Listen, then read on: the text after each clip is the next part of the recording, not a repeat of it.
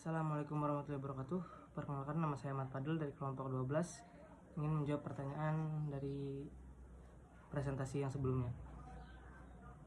Pertanyaan pertama dari Siti Yusmida. Bagaimana konsekuensi hukum apabila hakim pengadilan pajak memutuskan untuk menolak banding yang diajukan? Jawabannya adalah konsekuensi hukumnya adalah keputusan hakim pajak yang menolak banding dapat menjadi final dan mengikat, sehingga pihak yang banding harus mengikuti putusan tersebut.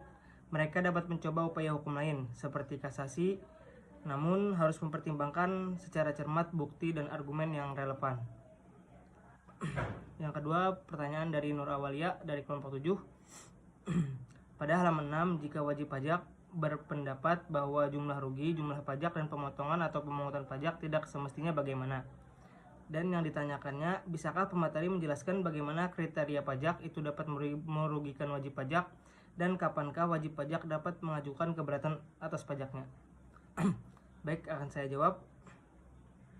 Pajak dapat merugikan wajib pajak jika penerapannya tidak adil atau tidak profesional.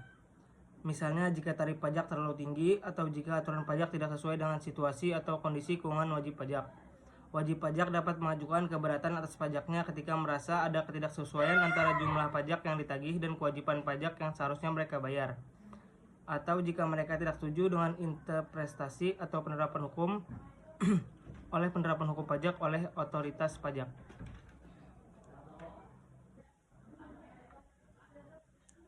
Pertanyaan terakhir dari Fatma Susilawati dari kelompok 4. Pertanyaannya, bagaimana cara menghitung sanksi administrasi pada SKP? Baik, langsung saja saya jawab.